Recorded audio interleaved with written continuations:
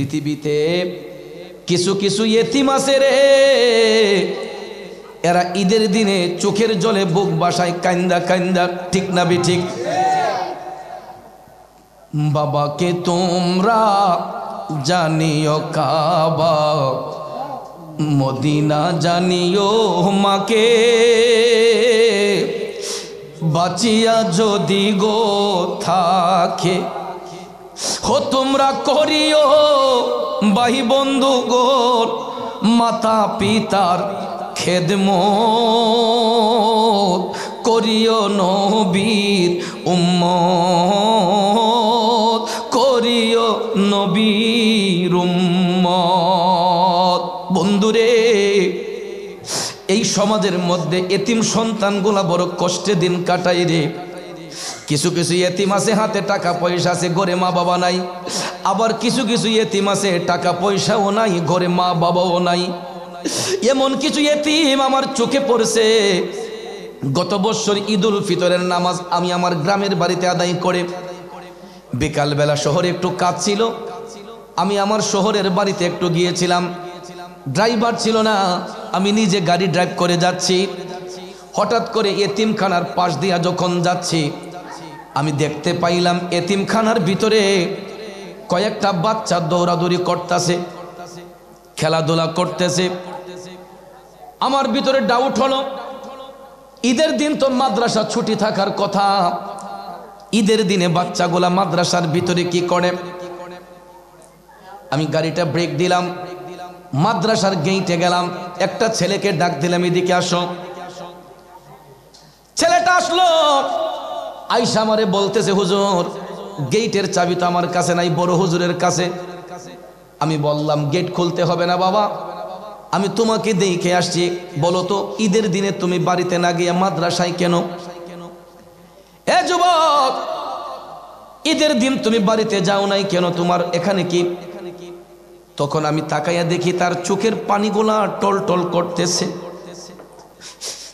বাচ্চাটার বয়স 10 থেকে 11 বছর হবে, 10 থেকে 11 বছর হবে ছেলেটার। আরো 2-3টা ছেলে একই বয়সের। ওই ছেলের সঙ্গে আমি যখন কথা বলতেছি, বাবারে ঈদের দিনে তো তোর বাড়িতে থাকার কথা, আজকে না ছুটি, তুই মাদ্রাসার ভিতরে দৌড়াদৌড়ি করছস কেন? তাকাইয়া দেখি তার চোখের পানিগুলা টল টল করতেছে। এক পর্যায়ে দেখি পানিগুলা গড়াইয়া গড়াইয়া পড়তেছে। আমি বললাম, বাবা তুমি কান্দো কেন? হুজুর বাড়িতে যাইয়া কারে দেখমু, আমার ঘরে তো মা ও নাই, বাবাও নাই, মা নাই বাবা নাই হুজুর, এই জন্য 3টা বছর যাবত বাড়িতে যাই না। আমি বললাম, তোমার কি কাকা কাকি নাই? কই থাকলে কি হবে, কাকারা বিদেশ থাকে, কেউ একদিন আইসা খবরও লয় না। চিন্তা করলাম, বাবা যদি দিন মজুর হইতো, মা যদি অন্যের বাড়িতে কাজও করত, ঈদের দিন অন্তত এতিম সন্তানটারে মাদ্রাসায় রাখতো না। তার চোখের পানি দেখে আমার চোখে পানি আসলো। আমি বললাম, কিছু খাইছনি ঈদের দিনে? কয় জি, বড় হুজুরের বাসা থেকে মিষ্টান্ন রান্না করে আমাদের জন্য পাঠাইছে, আমরা মাদ্রাসার ভিতরে খাইছি, এখন খেলাধুলা করতেছি। আমি চিন্তা করলাম, ওই ছেলেটার মা নাই বাবা নাই, যদি আজকে গরিব মা বাবা থাকতো, বাচ্চাটা তো আজকে এতিমখানায় থাকতো না। এই জন্য যুবক, যেই ঘরে মা থাকে না বাবা থাকে না, তখন সন্তানগুলা কত অসহায়, ওই বাচ্চাগুলাই বুঝতে পারে রে। ঈমান এবং আমলের খুঁটি যার মজবুত হবে, ওই ব্যক্তি বান্দা থেকে আল্লাহর বন্ধু হবে। আর যারা আল্লাহর বন্ধু হয়, এদের সঙ্গে আল্লাহ ওয়াদা করেছেন, ঠিক কিনা বলেন? এখন ইমানদার হব কেমনে? ইমানদারের পরিচয় কি? ইমানদারের পরিচয়, আল্লাহ মানলে পরকাল মানলে ইমানদার হওয়া যায় না বাজানো। আল্লাহ মানলে পরকাল মানলে ইমানদার হয়ে গেলে হিন্দু বৌদ্ধ খ্রিস্টান ইহুদি নাসারা সবাই ইমানদার হয়ে যাইত। কেননা পৃথিবীর যত ধর্মাবলম্বী লোক রয়েছে, সব ধর্মের লোকেরা আল্লাহ মানে পরকাল মানে, কিন্তু সব ধর্মের লোকেরা আমার নবী মানে না, ঠিক না বেঠিক? এই জন্য বন্ধুরা আমার, বাবাজিরা, একটা কথা মনে রাখবেন, আল্লাহ মানা নবী মানা নয়, নবী মানলে আল্লাহ মানা হয়। আল্লাহ মানা নবী মানা নয়, নবী মানলে আল্লাহ মানা হয়। ঠিক কিনা কন? কারণ পৃথিবীর যত বান্দা আছে যারা ধর্মের অনুসারী, হিন্দু বৌদ্ধ খ্রিস্টান ইহুদি নাসারা, সবাই আল্লাহ এক এটা স্বীকার করে, সবাই পরকাল বিশ্বাস করে, কিন্তু সব ধর্মের লোকেরা আমার নবী মানে না। হিন্দুরা আল্লাহ মানে পরকাল মানে আমাদের নবী মানে, খ্রিস্টানরা আল্লাহ মানে পরকাল মানে আমাদের নবী মানে, বৌদ্ধরা আল্লাহ মানে পরকাল মানে আমাদের নবী মানে। ও বাজান, হিন্দু বৌদ্ধ খ্রিস্টান কেন রে, মুসলমানের মধ্যে কিছু কিছু দুর্বল মুসলমান আছে, আমার নবী মানতে গিয়ে একটু অ্যালার্জি রোগ আছে। কথা কোন আছে না নাই?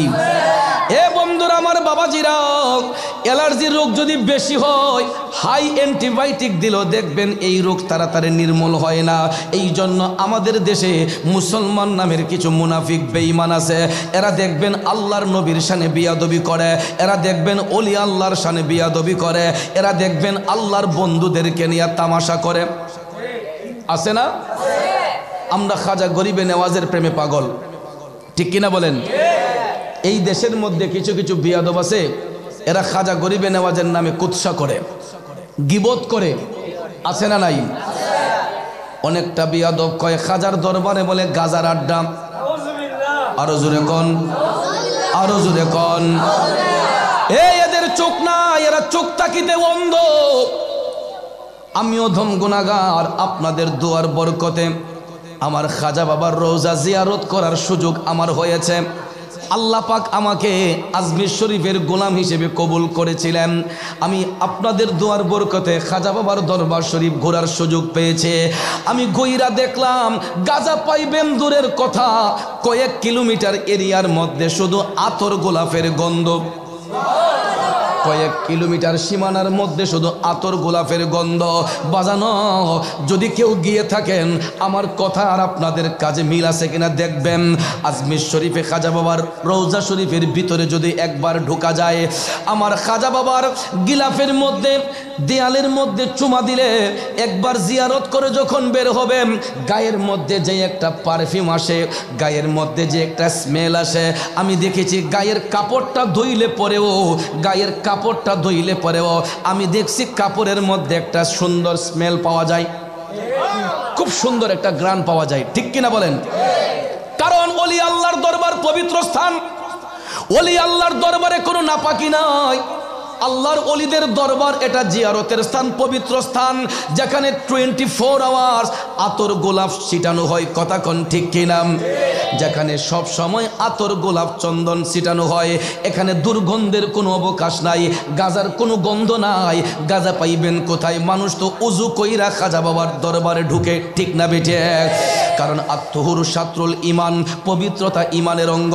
অপবিত্র হইয়া একটা সাধারণ ব্যক্তিও খাজা বাবার মাজার শরীফে ঢুকে না। আমি দেখছি একটা সাধারণ মানুষও, একটা পাগল ফকিরও আমার খাজা বাবার দরবারে ঢুকলে পরে আগে পবিত্রতা হাসিল করে, ওযু কইরা নিজেকে পরিশুদ্ধ করে খাজা গরিবে নেওয়াজের দরবারে প্রবেশ করে। কথা কোন ঠিক কিনা? কারণ কেউ ফিরে না খালি হাতে খাজা বাবার দরবারে, কেউ ফিরে না খালি হাতে খাজা তোমার দরবারে। মুর্শিদ তোমার দরবারে গো খাজা তোমার দরবারে, কেউ ফিরে না খালি হাতে খাজা তোমার। মানুক বা না মানুক আমার কিছু যায় আসে না। আমি খাজা গরিবে নেওয়াজের দরবারে গিয়েছি, আমি নগদ প্রমাণ পেয়েছি, আমার ফায়দা হয়েছে। কারণ আমি কোনো দৈনিয়তে যাই নাই, আমি কোনো কোনিয়তে যাই নাই। আমার আত্মা শুদ্ধ করে সহিনিয়তে আমি গরিবে নেওয়াজের দরবারে যাওয়ার কারণে, আল্লাহর ওলি খাজাকে ওসিলা বানানোর কারণে আল্লাহ রাব্বুল আলামিন আমি অধম গুনাহগারের মনের কয়েকটা বাসনা ছিল তা আল্লাহ পূরণ কইরা দিছে। মানুক বানা মানুক আমার কিছু যায় আসে না। আল্লাহর ওলিদের দরবারে গেলে আমার আল্লাহ কাউরে খালি ফিরাইয়া দেয় না। যদি চাওয়ার মতো চাইতে জানে, যদি পাওয়ার মতো পাইতে জানে, তাইলে আল্লাহ রাব্বুল আলামিন কাউকে খালি ফিরাইয়া দেয় না। অনেকেই কয় এই কথাটা নাকি শিরিক বেদাত, কেউ ফিরে না খালি হাতে খাজা বাবার দরবারে। অনেক বাতিল ফেরকারা দেখবেন এই কথাটা নিয়ে ক্রিটিসাইজ করে। এ বন্ধুরা আমার, আহলে সুন্নাত ওয়াল জামাত তো এই কথা বলে না যে দেওয়ার মালিক খাজা। দেওয়ার মালিক খাজা নয়, দেওয়ার মালিক আল্লাহ। ওসিলা হচ্ছেন আল্লাহর ওলি খাজা। দেওয়ার মালিক গাউসুল আজম নয়, দেওয়ার মালিক আল্লাহ। ওসিলা হচ্ছেন আল্লাহর ওলি গাউসে পাক। কথা কোন ঠিক কিনা? দেবার মালিক শাহজালাল নয়, দেবার মালিক শাহফরান নয়, দেবার মালিক কোনো ওলি আল্লাহ নয়, দেবার মালিক আল্লাহ। ওসিলা হচ্ছেন আল্লাহর ওলিগণ। ঠিক কিনা কোন? এই জন্য আল্লাহর ওলিদেরকে ওসিলা বানাইবার জন্য আমার আল্লাহ নিজে শিক্ষা দিয়েছেন। এও বেঈমান রে নয়, দাজ্জাল রে নয়, কাজ্জাব রে নয়। আল্লাহ রাব্বুল আলামিন ইমামদারদেরকে ডেকে বলতেছেন, ইয়া আইয়ুহাল্লাযীনা আমানু, হে আমার ইমামদারের দলেরা। সুবহানাল্লাহ কোন? আল্লাহ জানতেন দাজ্জাল থাকবে, কাজ্জাব থাকবে, বেবিচারী থাকবে, ওলি বিদ্বেষী থাকবে। এই জন্য ওলিদের কাছে যাওয়ার জন্য আল্লাহ বেঈমানদেরকে শিক্ষা দেন নাই। আল্লাহ ইমামদারদেরকে বলেছেন, ইয়া আইয়ুহাল্লাযীনা আমানু, হে আমার ইমামদারের দলেরা, ইত্তাকুল্লাহা, যদি তোমরা আমি আল্লাহর ভয় অন্তরে সঞ্চার করতে চাও, আমি আল্লাহরে পাইতে চাও, ওয়াবতাগু ইলাইহিল ওয়াসিলা, তোমরা ওসিলা তালাশ করো। ভাই সাহেব লেখা দেন একটু গামিজন, গামলে শরীরটা আরাম লাগবো। ঠিক না বে? ঠিক। কারণ জায়গা একটু শর্ট, এখনো ইহানো যতই ক্যাপাসিটি দেখান কোনো কাজ হইতো না। ঠিক না বে? ঠিক। মানুষের শরীরে যে একটা পাওয়ার আছে, এটা গরমের একটা ভাব আছে না। আমি তো কোট ফিনছিলাম ঠান্ডা লেগা, তো গাড়ির মাঝে বইলো একটু এসি ছাড়লে শরীরটা ঠান্ডা হয়, কিন্তু এখন দেখতেছি অবস্থা খারাপ। কারণ যেই গরম, এটা কিন্তু আপনার ফ্যানের বাতাস এটা নির্মূল করতে থাকে। কারণ মানুষের শরীরের মধ্যে তো জালালিয়ত আছে। এখানে যারা বসছে, এখানে কোনো ইয়েজিদি মুসলমান বইছে না, এখানে সব নবীর প্রেমিক বইছে। কথা কোন ঠিক কিনা? সকল নবীর প্রেমিকরা বসছে, খাসুল খাস হুসাইনি প্রেমিকরা। তো হুসাইনি প্রেমিকদের শরীরটা তো এমনি একটু গরম থাকে। ঠিক কিনা বলেন? কারণ লোকে আমায় পাগল বলে আমার দুঃখ লাগে না, আমাকে পাগল করেছে আরবের ওই মদিনা, আমাকে পাগল করেছে আরবের ওই মদিনা। ঠিক কিনা বলেন? লোকের মন্দ পুষ্প চন্দন। এই জন্য আল্লাহর ওলিগণ নবীর গোলামি করতে গিয়া দুনিয়ার কাউকে পরোয়া করেন নাই। আমরা নবীর গোলামি চাই কি চাই না? বন্ধুরা আমার, বাবাজিরা, যে আলোচনার মধ্যে ছিলাম, খাজা গরিবে নেওয়াজের দরবার শরীফে একবার যদি কেউ প্রেম নিয়ে ঢুকে, তার শরীরের মধ্যে অন্যরকম একটা স্মেল আসে, অন্যরকম একটা সুঘ্রাণ আসে। কথা কোন ঠিক কিনা? খন্নাসের দলেরা কয় খাজার দরবারে গাজার আড্ডা। তো আমার আল্লাহ ওলিদের কাছে যাওয়ার জন্য ইমামদারদেরকে বলেছেন, ইয়া আইয়ুহাল্লাযীনা আমানু, হে আমার ইমামদারের দলেরা। যদি ইমামদারদেরকে না বলা হইতো, আল্লাহ আমানু শব্দ ব্যবহার না করে বলতে পারতেন ইয়া আইয়ুহান নাস। কথা কোন ঠিক না বে ঠিক? হে মানব জাতি, হে মানব জাতি যদি বলতেন তাহলে সবাইকে ডাকা হতো। কিন্তু আল্লাহ রাব্বুল আলামিন সবাইকে ডাকে নাই। কারণ কিছু কিছু খন্নাস আছে, বিয়াদব আছে, এরা ওলিদের শানে বিয়াদবি করবে। এই জন্য আল্লাহ কইয়া আইয়ুহাল্লাযীনা আমানু, হে আমার ইমানদারের দলেরা, ইত্তাকুল্লাহ, যদি তোমরা আমি আল্লাহর ভয় অন্তরে রাখতে চাও, আমি আল্লাহকে পাইতে চাও, ওয়াবতাগু ইলাইহিল ওয়াসিলা, তোমরা ওসিলা তালাশ করো। এখন ওসিলা বা মানা, তাফসিরে জালালাইন খোলেন, তাফসিরে রুহুল বয়ান খোলেন।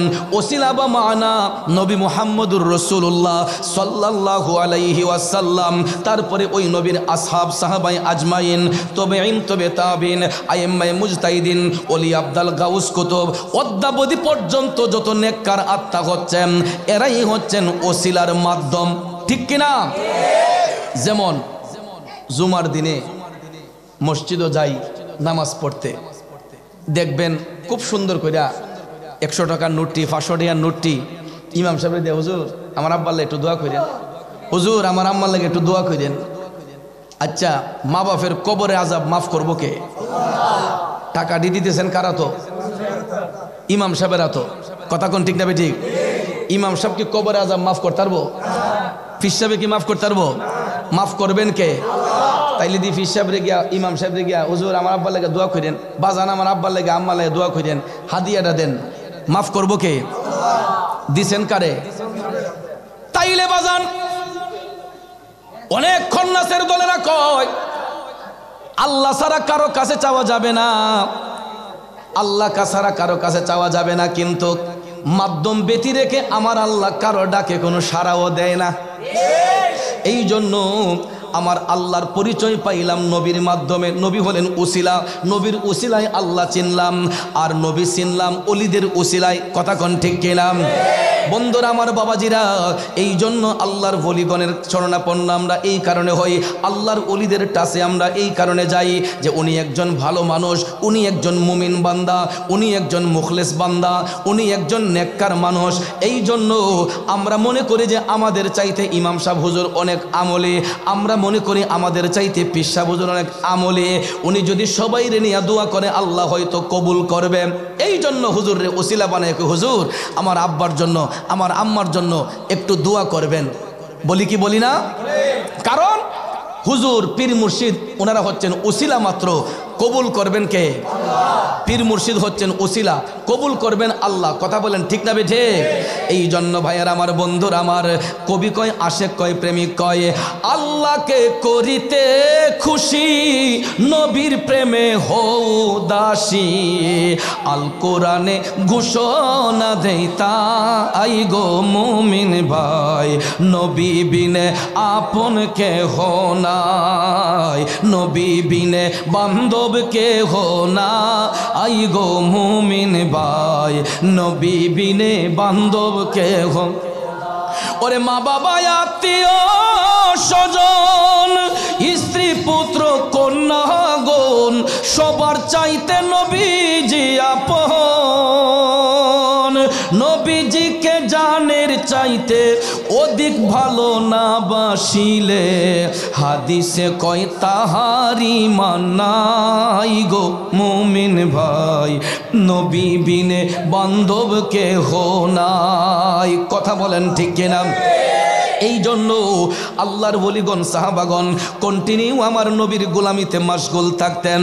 এই ধারাবাহিকতায় হিন্দের সুলতান আতাই রসুল সানজেরি আজমেরি খাজা মঈনুদ্দিন চিশতি, ওনার একটা লকব হলো, উপাধি হলো আতাই রাসুল। ঠিক না বে ঠিক? আতাই রাসুল। উনি আমার নবীর দিদার এমনভাবে পেয়েছেন, স্বপ্নযুগও পেয়েছেন, বাস্তবও পেয়েছেন।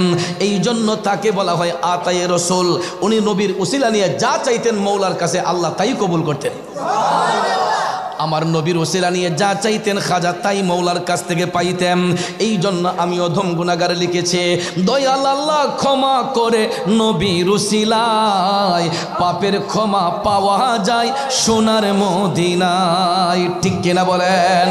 বাজানো আমার খাজা গরিবে নেওয়াজ, তিনার একটা উপাধি গরিবে নেওয়াজ, মানে গরিবের বন্ধু। সত্যি সত্যি তিনি গরিবের বন্ধু। এর বাস্তব উদাহরণ হলো আনিসুল আরওয়া নামক কিতাবে একটা ওয়াকিয়া পাইলাম। আমার খাজা যে গরিবের বন্ধু সেটা কেমনে দেখেন। এই যে সামনে আসতেছে মাহে রমজানুল মোবারক, রমজান শরীফের মধ্যে দেখবেন 15 রমজান পার হতে না হতেই দেখবেন আমরা নতুন জামা কাপড় কিনা শুরু করি। ঠিক না? ঈদের ময়দানে যাওয়ার জন্য সবার গায়ে নতুন পোশাক, নতুন পোশাক পরে আমরা গরিব দুঃখী ধনী যারা আছে সবাই দেখবেন, ধনী গরিব যারাই আছে সবার গায়ের মধ্যে নতুন পোশাক পরিধান করে ঈদগার ময়দানে যায়। এরই মধ্যে একটু ব্যতিক্রম আছে। আমাদের দেশে দেখবেন কিছু কিছু গরিব বাবা আছে, কিছু কিছু অসহায় গরিব পরিবারের বাবা আছে, সন্তানাদের চাহিদা পূরণ করতে যায় টাকার অ্যামাউন্ট নাই। অনেক বাবা আছে নিজে পুরাতন কাপড় পইরা ঈদের নামাজটা পরে বাচ্চা কাচ্চারে নতুন কাপড় কিনা ঈদগাতে পাঠায়। কারণ 15 দিন যাইতে না যাইতেই, রমজানের 15 দিন যাইতে না যাইতেই দেখবেন ছেলেগুলা বাবার সাথে বাহানা ধরে, মায়ের কাছে বাহানা ধরে, নতুন কাপড় কিনে না দিলে ঈদগাতে যাব না। বাবার হাতে টাকা নাই, মার হাতে টাকা নাই, বাচ্চার চাহিদা পূরণ করার মতো এবিলিটি নাই। এমন পর্যাপ্ত পরিমাণ টাকা পয়সা মা বাবার হাতে না থাকলেও দেখবেন কিছু কিছু বাবা, কিছু কিছু মা গরিব হলেও দেখবেন জাকাত ফিতরার টাকাও যদি পায় এইগুলা দিয়েও দেখবেন বাচ্চার জন্য সামর্থ্য অনুসারে কাপড় কিনে। আমরা অনেক সন্তান বাবার হোটেলে খাই, একটাবার তো জিজ্ঞেস করি না আব্বা টাকাগুলা পাইলা কই, কেমনে রুজি করো, আব্বা টাকাগুলা আসে কেমনে? এ যুবক, বাবার ইনকাম কিভাবে আসে, কিভাবে বাবা ইনকাম করে, একটাবার যদি তোমার নিজের চোখে তুমি যাচাই করতাম, কোনোদিন কোন ছেলে বাবার সাথে বিয়াদবি করতো না, মার সাথে বিয়াদবি করতো না, ঠিক কিনা কোন? এই গ্যাপটা আমরা বুঝি না মা বাবা থাকতে, কিন্তু যখন মাথার উপর থেকে এই বাবা নামক বটগাছটা হারাইয়া যায় তখন অনেক সন্তান বুঝে একটা পরিবারে বাবার শূন্যতাটা কেমন। মা যদি হারাইয়া যায় সন্তানগুলা তখন বুঝে মায়ের শূন্যতাটা কেমন। কিন্তু ঘরের মধ্যে মা থাকতে বাবা থাকতে অনেক সন্তানরা মা বাবার ইজ্জত বোঝে না, মা বাবার কদর বোঝে না, আছে না নাই?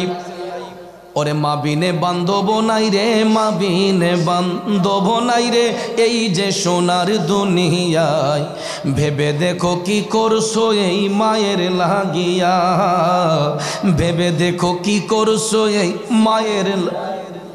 বন্ধুরে, একটা গরিব পরিবারের মা বাবা যদি থাকে দেখবেন জাকাত ফিতরার টাকাও যদি খায়, ওই টাকা দিয়া দেখবেন ঈদের দিন তার বাচ্চার জন্য সেমাই রান্না করে, বাচ্চার জন্য দেখবেন ঈদের পিঠা বানাইয়া রেডি রাখে। সন্তান আমরা ঈদের নামাজটা শেষ কইরাই মায়ের তারিফ করে, আমার মার হাতের রান্না করা সেমাই অনেক মজা। অন্যের কাছে ভালো না লাগলেও যেই মার পেট থেকে সন্তান বের হয় ঈদের দিন দেখবেন আর কিছু না হোক মার হাতের সেমাইটা খাইয়া তারিফ করে, আম্মা গো তোমার হাতের রান্না করা সেমাইটা খুব মজা, আম্মা তোমার হাতের নুডলস খুব মজা। কত সন্তান কয় আম্মা কত নুডলস খাইলাম জীবনে, কত সেমাই খাইলাম, তোমার হাতের মতো এত মজার রান্না কোথাও পাই না। এরকম প্রত্যেকটা পরিবারের সন্তান মা বাবা যদি গরিব হয় দেখবেন ঈদের দিনে অন্তত সন্তানগুলা মার হাতের মিষ্টান্ন খায়, মার হাতের সেমাই খায়। কিন্তু আমি চিন্তা করলাম ওই ছেলেটার মা নাই বাবা নাই, যদি আজকে গরিব মা বাবা থাকতো বাচ্চাটা তো আজকে এতিমখানায় থাকতো না। এই জন্য যুবক, যেই ঘরে মা থাকে না বাবা থাকে না তখন সন্তানগুলা কত অসহায় ওই বাচ্চাগুলাই বুঝতে পারে রে। আমার খাজা গরিবে নওয়াজ মঈনুদ্দিন চিশতি ঈদের দিনে নতুন জামা বানাইলেন, ঈদের নামাজ পড়বেন। হঠাৎ করে খাজা বাবা ঈদুল ফিতরের দিনে নতুন জামা গায়ে দিয়া ঈদগার ময়দানে যখন যাচ্ছেন হঠাৎ করে দেখা যায় রাস্তার পাড়ে একটা কবরস্থান দেখা যায়, ওই কবরের পাড়ে দাঁড়ায় একটা এতিম ছেলে কান্নাকাটি করতেছে, হাউমাউ করে কান্নাকাটি করতেছে। আমার খাজা গরিবে নওয়াজ মঈনুদ্দিন চিশতি সানজিরি আজমেরি বাচ্চাটার কাছে গেলেন, ছেলেটার কাছে গেলেন, কিশোর যুবক, বয়সটা 12 কিংবা 13 বছর এরকম। খাজা বাবা যাইয়া বলতেছেন কিরে ভাই তুই এখানে কান্নাকাটি করতেছস কেন? কই হুজুর আমি মা বাবার জন্য কাঁদতেছি, আমি একটা ইতিম, আজকে আমার মা নাই বাবা নাই, আমার ঈদের কাপড় কিনে দেওয়ার মতো আর কোনো দরদিও নাই, এই জন্য আমি আমার মার বাবার কবরের পাড়ে দাঁড়াই আমি কান্না করতেছি।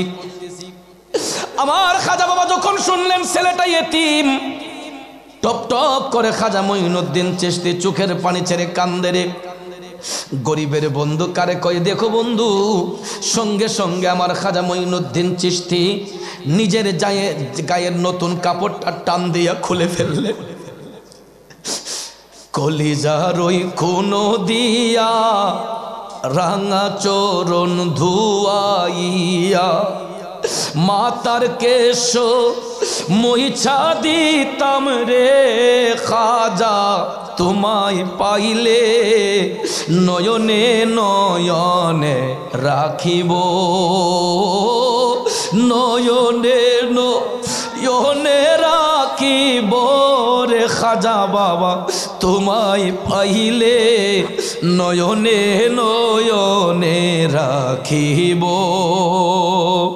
হৃদা শোনো সাজাইয়া রাখবো তোমায় শুয়াইয়া, হৃদয় সাজাইয়া রাখবো তোমায় শুয়াইয়া।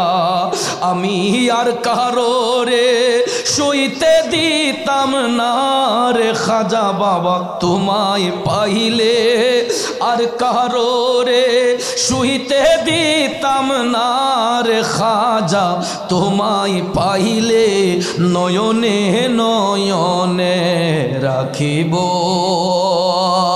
বন্ধুরে আমার খাজা মঈনুদ্দিন চিশতি আজমিরি টপ টপ করে চোখের পানি চাইরা কান্দে গো। এতিম ছেলেটার গায়ের মধ্যে নিজের গায়ের নতুন জামাটা খইলা খাজা গরিবে নেওয়াজ ওই এতিম ছেলের গায়ের মধ্যে পরাইয়া বললেন, তোমার মা বাবা নয়তো কি হইছে, আমি মঈনুদ্দিন তো এই এলাকার মধ্যে আছি, আমি মঈনুদ্দিন তো এখনো বেঁচে আছি, তুমি টেনশন করো না, চলো আমার সাথে ঈদের নামাজ পড়বা। তখন ওই এতিম ছেলেটারে নতুন জামা কাপড় পরাইয়া আমার খাজা গরিবে নেওয়াজ পুরাতন জামাটা গায়ে দিলেন। কারণ উপস্থিত সময়ে তো আর গিয়া কাপড় আনার টাইম নাই, ঠিক না বে ঠিক? কাপড় আনতে গেলে তো মার্কেটে যেতে হবে, এইদিকে ঈদের জামাত শেষ হয়ে যাবে। এই জন্য খাজা গরিবে নেওয়াজ নিজের আমৃত্যুকে বিলীন করে দিয়ে সন্তানের মতো ওই ছেলেটাকে স্নেহ করলেন, ভালোবাসলেন। আমার খাজা বাবার পরশ পাইয়া, আমার খাজা বাবার ভালোবাসা পাইয়া ওই এতিম ছেলেটা ডাক দিয়া কয়, হুজুর আমি মনে করেছিলাম পৃথিবীতে আমি মনে হয় খুব অসহায়, আমার মা বাবা নয়তো কি হয়েছে, আপনার মতো লোক যদি আমার পাশে থাকে জীবনে আর কিছুর প্রয়োজন নাই। তুমি পরশ আমি লোহা ও দয়াল দেখিবারে পাই, ও খাজা দেখিবারে পাই, ওরে পরশের কিরণে লোহা দয়াল, পরশের কিরণে লোহা স্বর্ণ দেও বানাই গো মুর্শিদ, এই ভিক্ষা চাই তোমার প্রেমাগুনে আমায় পইরা করসাই, আমি এই ভিক্ষা চাই তোমার প্রেমাগুনে আমায় পইরা করসাই। মুরব্বীরা কথাই বলে সৎসঙ্গে স্বর্গবাস, অসৎ সঙ্গে সর্বনাশ। সঙ্গ যদি ভালো হয় একটা খারাপ মানুষও ভালো হইতে সময় লাগে না, ঠিক কিনা বলেন? সঙ্গ যদি খারাপ হয় বদ্রগড়ের ছেলেটাও নষ্ট হইতে সময় লাগে না। এই জন্য আমার মদিনার কামলিওয়ালা নবী বলেছেন, বেঈমান মুনাফিকদের সঙ্গে নিও না, তোমরা খারাপ লোকদের সঙ্গ নিও না, সব সময় ভালো মানুষদের টাচে যাইবা, ইমানদারদের সংস্পর্শে যাইবা, আল্লাহর ওলিদের সংস্পর্শে যাইবা। নবী বলছেন কখনো অসৎ লোকের সঙ্গে চলাফেরা করবা না, সব সময় ভালো লোক দেখে চলাফেরা করবা।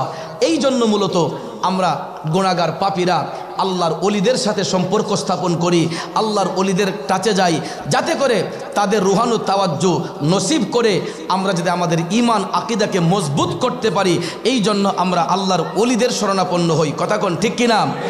যেই কারণে আমাদের এই আদব উঠানোর জন্য, আমাদের ঈমানি শক্তিকে নষ্ট করার জন্য দেখবেন এক জাতীয় দালাল বের হয়েছে, এরা দেখবেন জেনারেল শিক্ষিত, এরা হাই এডুকেটেড পারসন, উচ্চ শিক্ষিত লাভ করার পরেও এরা দেখবেন ওলি আল্লাহর বিরুদ্ধে কথা বলবে, মাজার শরীফের বিরুদ্ধে কথা বলবে, খানকা শরীফের বিরুদ্ধে কথা বলবে, ওলি আল্লাহর বিরুদ্ধে কথা বলবে, আর সহজভাবে বলবে আমরা নাকি বন্ড।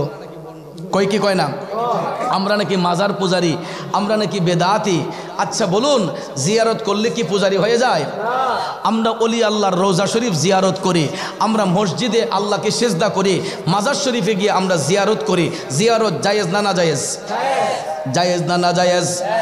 এই জায়েজ যে বললেন, বিনা দলিলে বললে তো হবে না। কবর জিয়ারত জায়েজ, মাজার শরীফ জিয়ারত করা জায়েজ, কারণ রসুল আমাদেরকে শিক্ষাদান করেছেন। কারণ এই হাদিস খানা আম্মাজান আয়েশা সিদ্দিকা রাদিয়াল্লাহু তাআলা আনহা বর্ণনা করেছেন। এটা তিরমিজি শরীফের মধ্যে আসছে, ইবনে মাজাহ শরীফের মধ্যে হাদিস খানা আসছে। কারণ এই যে আমাদের সামনে আসতেছে শাবান মাস, 14ই শাবান দিবাগত রাত, 15ই শাবানের রাত, এই রাতটাকে বলা হয় লাইলাতুল বারাআত। লাইলাতুল বারাআত। গভীর মনোযোগ, কোরআনে পাকে এই রাতটাকে বলা হয়েছে লাইলাতুম মুবারাকা। বরকতের রাত। আর হাদিস শরীফের মধ্যে এটাকে বলা হয়েছে লাইলাতুল বারাআত, ফার্সি ভাষায় এটাকে বলা হয় শবে বরাত। যেটা আমরা চিনব এই শবে বরাতের রাত্রিতে রাতের আকাশটা ছিল খুবই পরিষ্কার। এটা কিন্তু হাদিস শরীফের বাংলা অনুবাদ করতেছি ভাইয়ের আমার। রাতের আকাশ ছিল পরিষ্কার।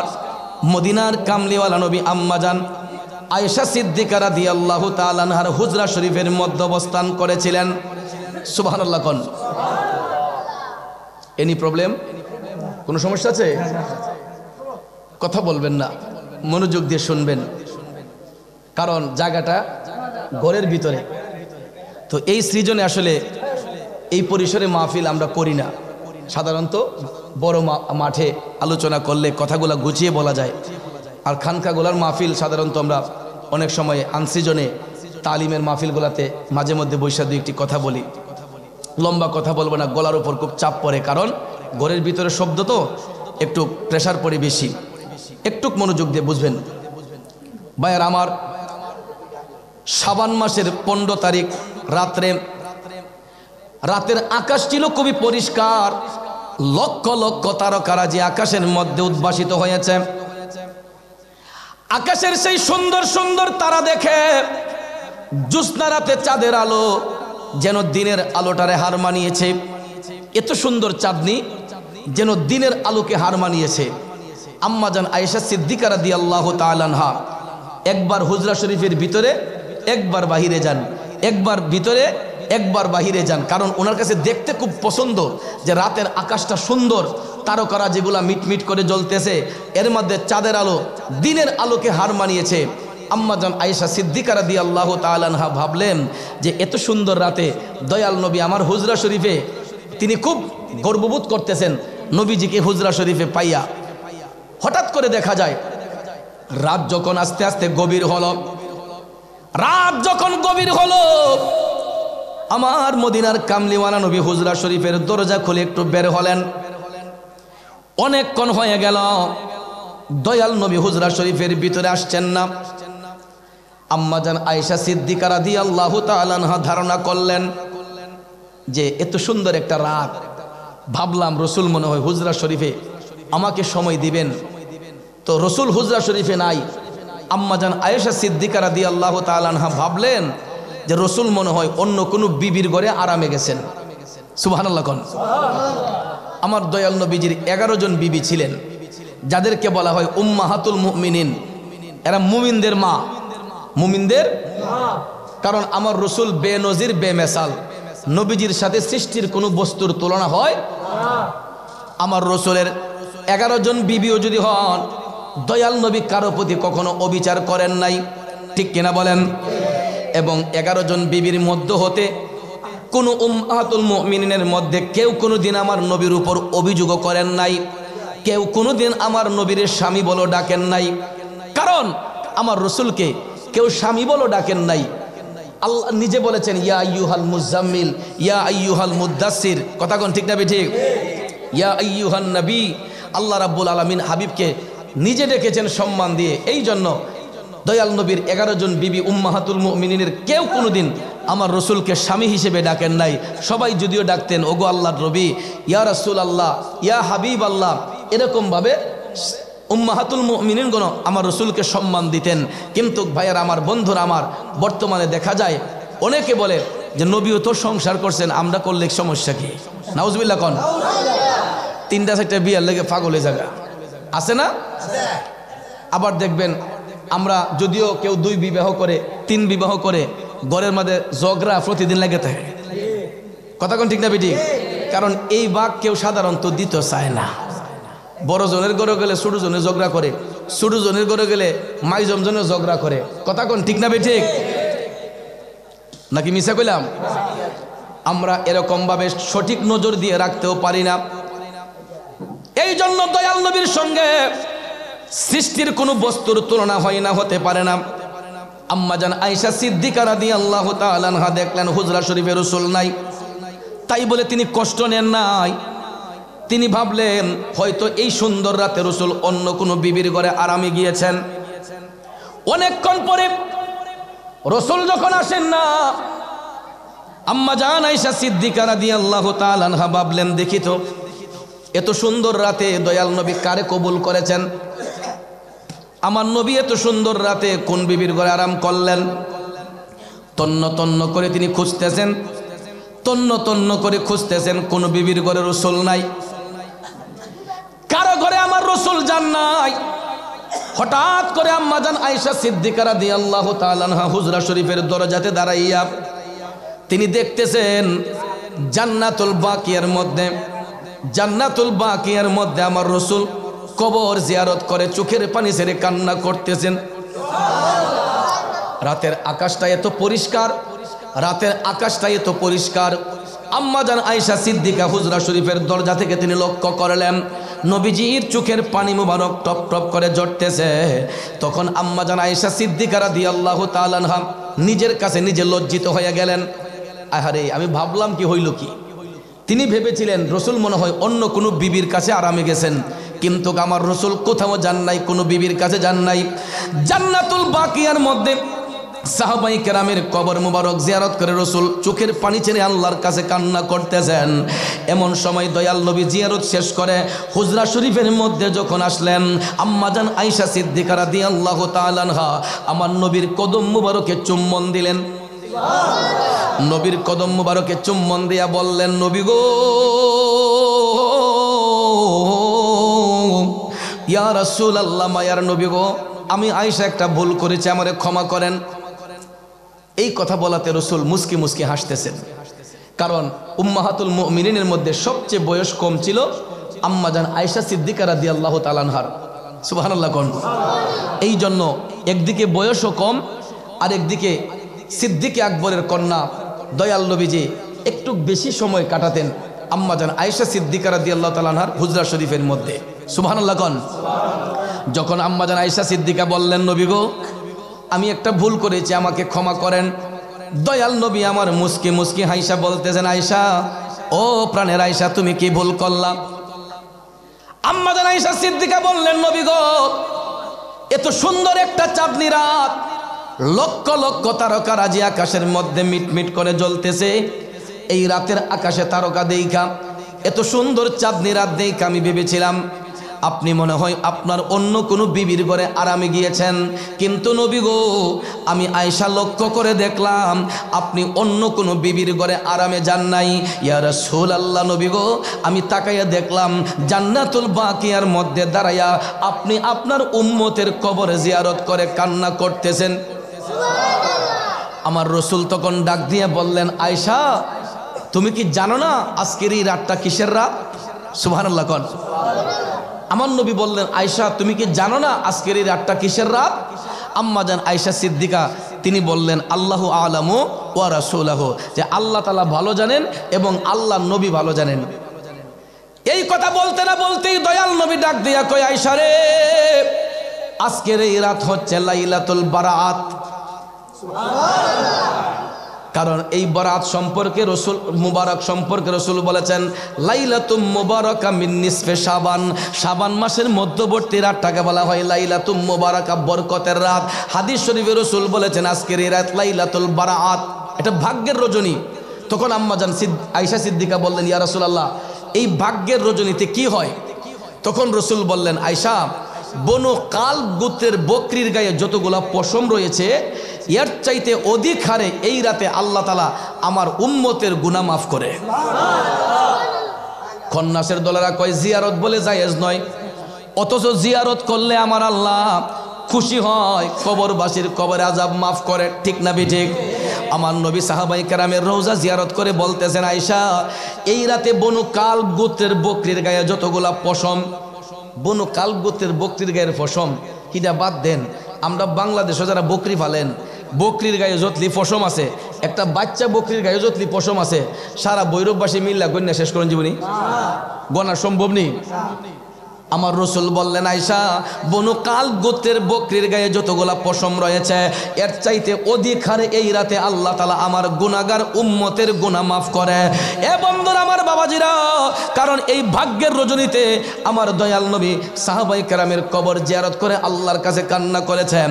আর মুরুক্কের দলেরা কয় কবর জিয়ারত বলে শিরিক বেদাত। কইনি কইনি কিছু কিছু ফাতলা পণ্ডিত আছে দেখবেন, এরা কবরস্থানে গেলে কবরের ফিস দিয়া দোয়া করে, আসেনি? এরা দেখবেন কবরের সামনে রেখে আল্লাহর কাছে দোয়া করে না, এরা কবরের ফিস দিয়া পশ্চিম দিকে চাইয়া দোয়া করে। আচ্ছা আপনারা বলেন, কেবলা কি দোয়ার শর্ত? কেবলা হচ্ছে নামাজের শর্ত। কেবলা হলো নামাজের শর্ত। আমরা যখন নামাজে দাঁড়াবো তখন আমরা কেবলা নির্ধারণ করব পশ্চিম দিক, কারণ আমরা এই দেশের মানুষ, বাংলাদেশের মানুষ, ভারত উপমহাদেশের মানুষ, আমাদের থেকে পশ্চিম দিকে হচ্ছে কাবা, কথা কোন ঠিক না ঠিক? আমাদের থেকে পশ্চিম দিকে হচ্ছে বাইতুল্লাহ, কারণ এটা পৃথিবীর মধ্যস্থলে কাবা শরীফ। এই জন্য আমাদের দেশ থেকে পশ্চিম দিকে হচ্ছে কেবলা, এই জন্য আমরা কেবলা পশ্চিম দিক নির্ধারণ করে নামাজের কেবলায় দাঁড়াই। কিন্তু দোয়ার জন্য কেবলা শর্ত নয়, কারণ আমার আল্লাহ কি ফুবে নাই? উত্তরে নাই, দক্ষিণে নাই, উপরে নাই, নিচে নাই, সর্ব জায়গায় আমার আল্লাহ আছে, কথা কোন ঠিক না ঠিক? শুধু তাই নয়, কুলুবুল মুমিনিনা আরশুল্লাহ, মুমিনের কাল্পটাই আল্লাহর আরশ, কথা কোন ঠিক না ঠিক?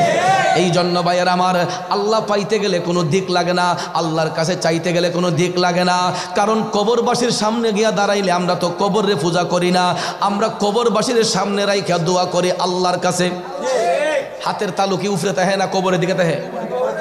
তাহলে আমরা তো মহান মালিক রে হাতের তালু আল্লাহর কাছে উঠাইয়া, দুই হাত উঠাইয়া আমার বাবার কবর, মার কবর, দাদার কবর, দাদির কবর, 14 গোষ্ঠীর কবর সামনে রাইখা আমরা যখন কবরের পারে গিয়া দাঁড়াই, দেখবেন যত বড় শিল্পপতি হোক, যত বড় সমাজপতি হোক, যত বড় ব্যক্তি হোক না কেন, নিচা থেকে উঁচা পর্যন্ত যেই হোক, অন্তত কবরস্থানের পারে গেলে দেখবেন সবার মাঝে একটা নমনীয়তা ভাব থাকে। অনেকেরই চোখের জলে, চোখের কোণে জল জমাট হয়ে থাকে।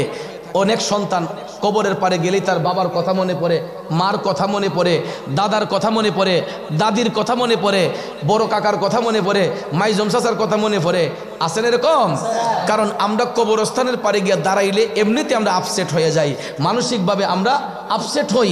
এই জন্য দেখবেন কবরের পারে গেলে আমাদের মনটা উদার হয়ে যায়, নরম হয়ে যায়। তখন আমরা আল্লাহরে ডাক দেখো, আল্লাহ আমার বাপ নাই, আমার মা নাই, আমার দাদা নাই, দাদি নাই, আল্লাহ গো আমি পাপী সন্তান, তোমার কাছে ভিক্ষা চাই, আমার গুনার কারণে, আমার অপরাধের কারণে আমার মা বাপরে কবরে আজাব দিও না, আল্লাহ তুমি আমার মা বাপের কবরে আজাব মাফ করে দাও, ঠিক না ঠিক? এরকম ভাবে আমরা কবরবাসীকে সামনে রেখে আল্লাহর কাছে দোয়া করি। আর এই মূর্খ মৌলবী কয় না না এটা কবর পুজো হইব গা, এই জন্য কবরে ফিস দিয়ে দোয়া করে, এটা আরো কবরবাসীর সাথে বিয়াদবি করা হয়, কথা কোন ঠিক না ঠিক? কবরবাসীর সাথে আরো এটা বিয়াদবি করা হয়। এই জন্য ভাইয়ার আমার, নামাজের শর্ত হচ্ছে কেবলা, দোয়ার শর্ত কেবলা না। নামাজের শর্ত কেবলা, দোয়ার শর্ত কেবলা না। পূর্বে, পশ্চিমে, উত্তরে, দক্ষিণে আপনি যেই কোনো দিকে তাকাইয়া আল্লাহর কাছে অ্যাপ্লিকেশন করা যায়, কারণ আল্লাহ আমাদের অন্তরের খবর জানে, আল্লাহ আমাদের দিলের খবর জাননেওয়ালা, কথা কোন ঠিক না ঠিক? এই জন্য ওই সমস্ত মূর্খ নবীদের কথা সই না, কখনো নিজের ইমানকে নষ্ট করবেন না, কখনো নিজের আমলকে নষ্ট করবেন না। এ বন্ধুরা আমার, বাবাজিরা, এই দুনিয়াটা হচ্ছে ফিতনার জামানা। আমার রাসূল ১৫০০ বছর আগেই ওই মূর্খদের কথা বলছে যে আমার উম্মতের মধ্যে কিছু জাহেল উম্মত কিয়ামত সংগঠিত হওয়ার পূর্বে এরা বের হবে, এরা এলেম অর্জন করবে, এরা পাণ্ডিত্য অর্জন করবে, কিন্তু এদের আচরণ হবে মূর্খদের মতো। কার মতো? কিছু কিছু শিক্ষিত লোকের আচরণ হবে মূর্খদের মতো। এগুলা আছে না নাই? এমন কিছু শিক্ষিত নামের মূর্খ দেখবেন বলতেছে কয় আমার নবী বলে রাখাল। কিছু কিছু গোলাফি সুন্নি আছে, কিয়াম করে, কিছু কিছু গোলাফি সুন্নি এরাও দেখবেন আবেগ দিয়া গাইতে গিয়া টান মাইরা দিছে, নবী রাখালিয়ার বেশে মা খাদিজার খেসে। কইনি কইনি? নাউজুবিল্লাহ কোন? আমার রসুলকে যারা রাখালিয়ার বেশ বলে, যে রাখাল বলে, সঙ্গে সঙ্গে তাকে তওবা করতে হবে। যদি না জানি না কেউ বলে ফেলে, তওবা করার সুযোগ আছে, কারণ আল্লাহ বলেছেন লা তাকনাতু মির রাহমাতিল্লাহ, বান্দা আমার রহমত থেকে বঞ্চিত হইও না, তওবা করলে আল্লাহ মাফ করে, কথা কোন ঠিক না ঠিক? যদি কেউ ভুলবশত বলে থাকে আল্লাহ তারে ক্ষমা করুক, কারণ সাধারণ কোনো লকব আমার নবীর নামের আগে ব্যবহৃত হবে না। যেমন অনেকক্ষণ আছে রসুলরে কই বিশ্ব নবী, কইনি? তো বিশ্ব দ্বারা যদিও গোটা পৃথিবীকে বোঝানো হয়, বিশ্ব দিয়া যদিও গোটা পৃথিবীকে বোঝানো হয়, এই কথাটা সাধারণ অর্থে ব্যবহৃত হয়। বিশ্বকাপ ফুটবল বিশ্বকাপ ক্রিকেট, বিশ্ব এই টুর্নামেন্ট, বিশ্ব এই দিন, বিশ্ব সেই দিন, বিশ্ব নবী, কথাটার মাঝে কোনো আদব আছে? কথার মধ্যে আদব নাই। এই জন্য দেখবেন কিছু কিছু মূর্খ মৌলবী আছে, কথায় কথায় বলে বিশ্বনবী এই করছে, বিশ্বনবী সেই করছে, বিশ্বনবীর জীবনে এটা, বিশ্বনবীর জীবনে এটা, কথায় কথায় বিশ্বনবী, এগুলো বেয়াদব। কারণ সাধারণ কোনো লকব আমার নবীর নামের আগে ব্যবহার হবে, যেই কথাটা আমাদের নামের আগে ব্যবহার হয়, যেমন জনাব, অনেকক্ষণ আছে জনাবে মোহাম্মদ, নাউজুবিল্লাহ কন। যেমন আমার নামের আগে জনাব, আপনার নামের আগে জনাব, উনার নামের আগে জনাব। জনাব কথাটা সম্মানিত অর্থে ব্যবহৃত হয়, কিন্তু আমাদের নামের আগে এই সম্মানিত অর্থ ব্যবহৃত হবে। নবীর নামের আগে জনাব ব্যবহার করবেন, তাইলে এটা কি মানানসই হয়? আমরা সিলেটের ভাষায় কই যে কয় আগরতলা আর কয় উগারতলা, কয় আগরতলা আর কয় উগারতলা, ঠিক না ঠিক? কোথায় আমার নবীর শান আর কোথায় আমাদের শান, কথা কোন ঠিক না ঠিক? আমার রসুল হচ্ছেন বেনজির বেমেসাল, রসুলের সঙ্গে সৃষ্টির কোনো বস্তুর তুলনা হয় না, হতে পারে।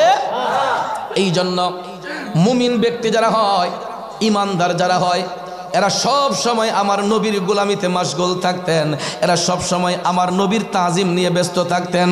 এই জন্য তারা দুনিয়ার টাকা পয়সার লোভ করেন নাই, দুনিয়ার সম্পদের লোভ করেন নাই। ইমানদার ব্যক্তি যারা হয়, এরা সব সময় আমার মওলা পাকের ধ্যানে থাকতেন, এরা সব সময় আমার নবীকে নিয়ে ব্যস্ত থাকতেন। এই জন্য নবীর গোলামি করার কারণে আল্লাহ রাব্বুল আলামিন বান্দা থেকে তাদেরকে বন্ধুরূপে গ্রহণ করেছেন, ঠিক কিনা বলেন? যেমন হিন্দের সুলতান খাজা গরিবে নওয়াজ আতে রসুল লকব পাইলেন আমার নবীর গোলামি করে। শুধু তাই নয়, আমার খাজা গরিবে নওয়াজ এবাদত করতে গিয়া তিনি আগে উজু করতেন। কি করতেন? উজু করতেন। উজু করার সাথে সাথে খাজা গরিবে নওয়াজ 2 রাকাত তাহিয়াতুল উজু নামাজ আদায় করতেন। সুবহানাল্লাহ কোন। এরপরে তিনি কোরআন তেলাওয়াত করতেন। কোরআন তেলাওয়াত কইরা সেরা খাজা গরিবে নওয়াজ দুরূদ শরীফের আমল করতেন। দুরূদ শরীফের আমল কইরা আমার খাজা গরিবে নওয়াজ জিকিরের হালতে যাইতেন। জিকির করতে করতে করতে করতে করতে গো আমার খাজা গরিবে নওয়াজ এমনভাবে তিনি মেডিটেশন করতেন, মোরাকাবা করতেন, মুশাহাদা করতেন। ওনার শাগরেদরা লিখেছেন কোন কোন সময় দেখা গেছে খাজা মঈনুদ্দিন মাটি থেকে শূন্য 1-1.5 হাত উপরে। জালালিয়ত কারে কয়? মেডিটেশন কারে কয়? মেডিটেশন এটা ইংরেজি শব্দ, এটাকে বলা হয় সাধনা বাংলাতে, আর আরবিতে বলা হয় মোরাকাবা, অর্থাৎ একাগ্র চিত্তে, একাগ্র চিত্তে মৌলার সাথে প্রেমের কালেকশন ফিট করা, দুনিয়ার কোনো খেয়াল চিন্তা ভাবনা না নিয়া, দুনিয়ার কোনো টেনশন ব্রেইনের ভিতরে না ঢুকাইয়া শুধুমাত্র ওয়াহুয়া মাকুম আইনামা কুনতুম, ওয়াহুয়া মাকুম আইনামা কুনতুম, এগুলা মোরাকাবার আয়াত। মোরাকাবা যারা করবেন এটা পড়বেন ওয়াহুয়া মাকুম আইনামা কুনতুম, চোখ বন্ধ করে সহিনিয়তে কেবলামুখী হয়ে বা যেই কোনো সুরতে, নামাজের সুরতে বৈশা, যেই কোনো খানকা শরীফে, যেই কোনো ইবাদতের নির্দিষ্ট স্থানে চোখ বন্ধ করে ওয়াহুয়া মাকুম আইনামা কুনতুম, অর্থাৎ আল্লাহ আমি তোমাকে দেখতেছি, আর আমি যদি না দেখি মালিক তুমি আমাকে দেখতেছো। মনে প্রাণ এটা বলতে হবে যে আল্লাহ আমি তোমারে দেখতেছি, আর আমি না দেখলে মালিক তুমি আমারে দেখতেছো।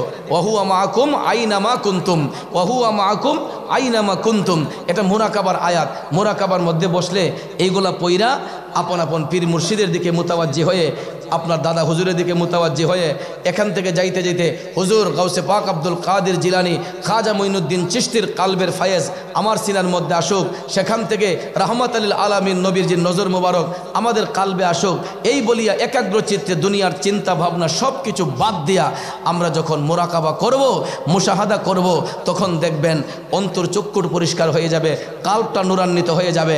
কাল্ব যদি নূরান্বিত হয় তাহলে ওই বান্দা চোখ বন্ধ করলে শুধু দুনিয়া না, আল্লাহর আরশ পর্যন্ত দেখা সম্ভব হয়। আমরা কাল পরিষ্কার করব কেমনে? আমরা তো গীবত করে শেষ করতে পারি না, ঠিক না বে ঠিক?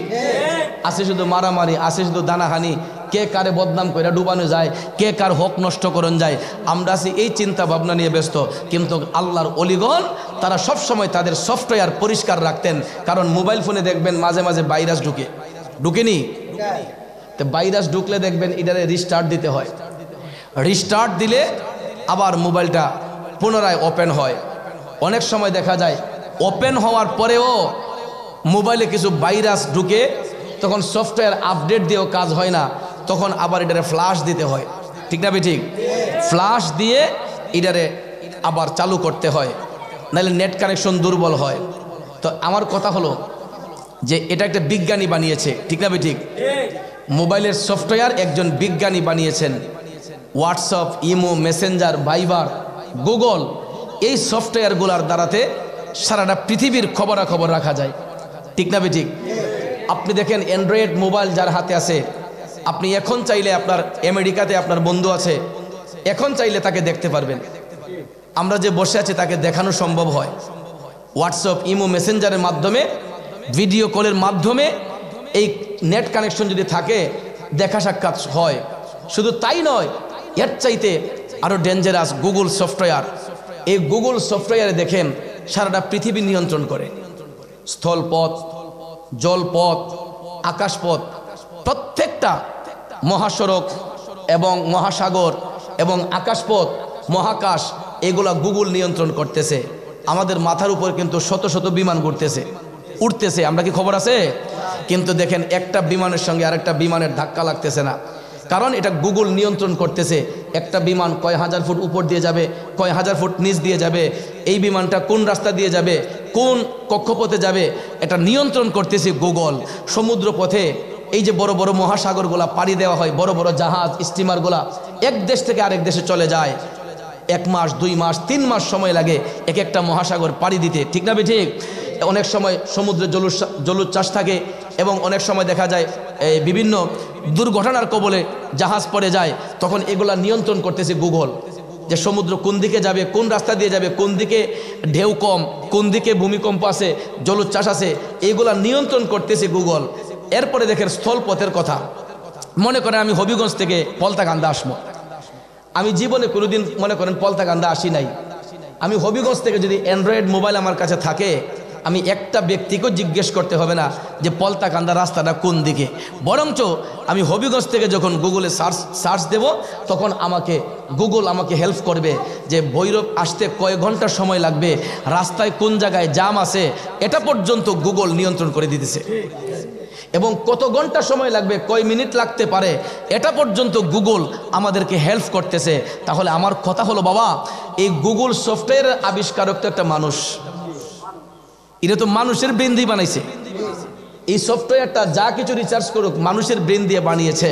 তাহলে একটা মানুষের বিবেক দিয়ে যদি গুগল সফটওয়্যার আবিষ্কার করে গোটা পৃথিবী নিয়ন্ত্রণ করতে পারে, আল্লাহর অলিগণ দয়াল নবীর গোলামি কইরা, কোরআন হাদিস রিসার্চ কইরা, তারা কি পৃথিবীর খবর রাখতে পারে না? কথা বলেন, পারে না?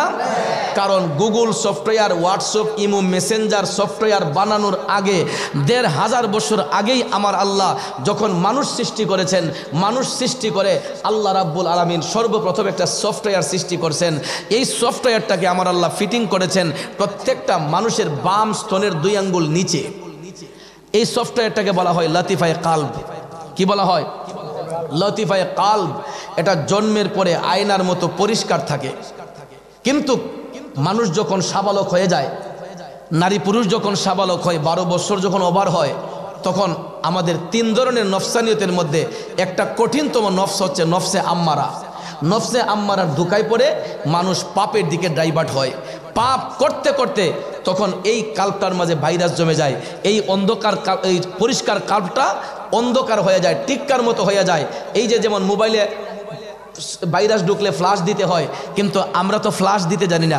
আমাদের কালবের ফ্লাশ আছে, এই ফ্লাশটা হলো আল্লাহর জিকির, এই ফ্লাশটা হলো নবীর দুরুদ। কথা কোন ঠিক কিনা? এই ফ্লাশটা হলো নামাজ, এই ফ্লাশটা হলো রোজা।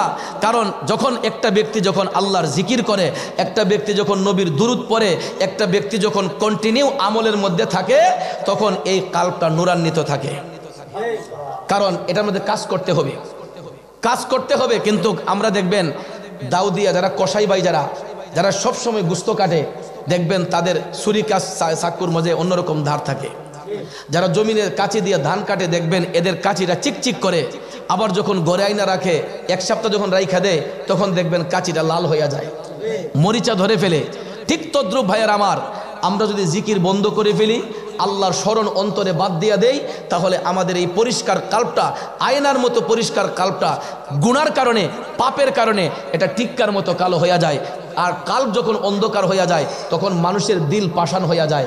ওই একটা মানুষ আরেকটা মানুষের ওজনে কম দিতে দ্বিধা করে না, ছুরিকাঘাত করতে দ্বিধা করে না, মারতে দ্বিধা করে না, ছিনতাই করতে দ্বিধাবোধ করে না, একটা মানুষ আরেকটা মানুষের উপর জুলুম বেবিচার করতে দ্বিধাবোধ করে না। কারণ আমাদের কাল্ব অন্ধকার, আমাদের কাল্বে ময়লা জমেছে।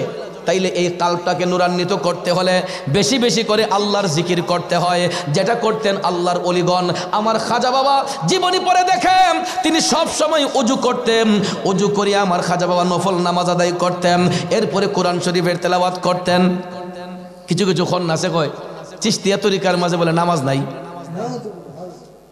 আছে কিছু কিছু পাগল বন্ড আছে। চিশতিয়া তরিকা মানে অনেকে মনে করে যে গান বাজনা ছাড়া